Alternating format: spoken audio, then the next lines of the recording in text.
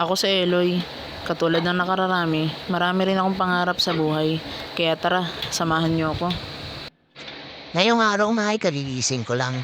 Bali naisipan ko na magluto na lang nitong pancake. Kaya naman agad-agad binuksan ko na ito para naman mai-mix na natin. Bali nandito nga pala kami ngayon ulit sa kondo. Ayan at iluluto na natin yung pancake mixture. Madali lang naman tong lutuin. Lalagyan mo lang yan ng itlog. Tapos haluin mo lang. Tapos didiretso prito mo na. Bali ito nga pa ang gagawin ko ay may twist. Hindi lang to basta-basta pritong pancake. Meron tayong inalagay na special ingredients. Kaya naman sa part na to ay biniyak ko na agad yung dalawang itlog. Para naman agad ay mahalo na natin. Lalagyan ko nga din pala yan ng kaunting tubig para naman lumapot. Pagkatapos niya halo-haluin lang natin. Bale nung nailagay ko na nga yung 2 pirasong itlog at yung tubig, tinuloy-tuloy ko lang yung paghahalo dito. At pagka okay na nga yung mixture natin, pagpapainit naman na tayo ng kawali. Bali yung kawali nga pala na ginamit ko rito non-stick na. Pero nilagyan ko pa ng konting mantika para sure na hindi didikit. Bali habang hinihintay ko nga na uminit itong kawali, ay kinuha ko na sa ref yung sinasabi ko kanina na special ingredients. Ayan nga yun, yung tsokolate na hugis palaka. Bali ang gagawin natin dyan ay dudurog-durugin lang natin yan. Gagayatin lang natin gamit ang kutsilyo. Pagkatapos niyan ay bubudbud natin dun mismo sa ating pancake. Para siya na yung magsisilbing tamis at hindi ko na nga pala nilagyan ng asukal yung mixture natin. Bali, hiwa-hiwain lang natin yan ang maliliit hanggang sa magmukhang durog na siya.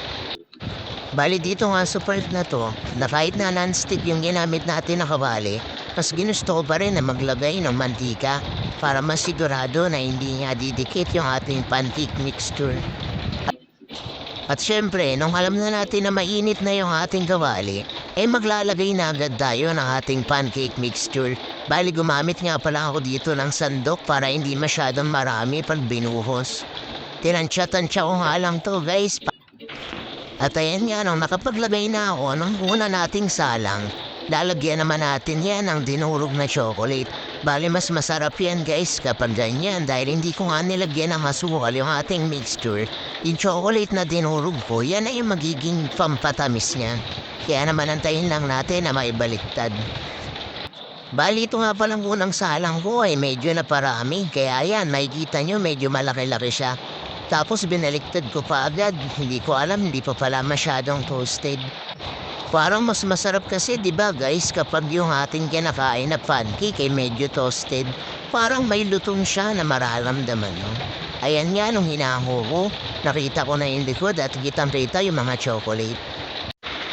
Dito nga sa part na to ay dala-dalawa na yung sinalang ko.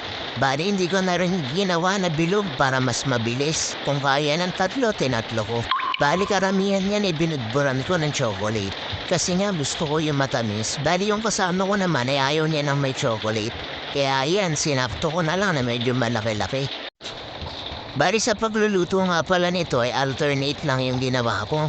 Mayroong chocolate tapos yung susunod wala. Mayroong chocolate tapos yung susunod wala ulit. Bali ganyan nga lang yung ginawa ko guys. Karamihan din ang aking pinrito ay hindi na bilog. Para naman hindi siya ganun kalaki para hindi masyadong nakakasawa. Ayan nga at makikita niyo naman iba-ibang shape na yan.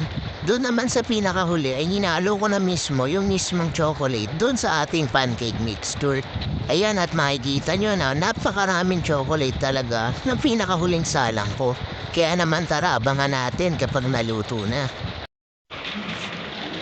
At ito na nga guys, pakita ko na sa inyo ang ating finished product, pancake with chocolates. Ayan guys, papakita ko sa inyo, nakakatakam talaga. Sobrang sarap niya at saktong-sakto lang yung tamis ng ating chocolate.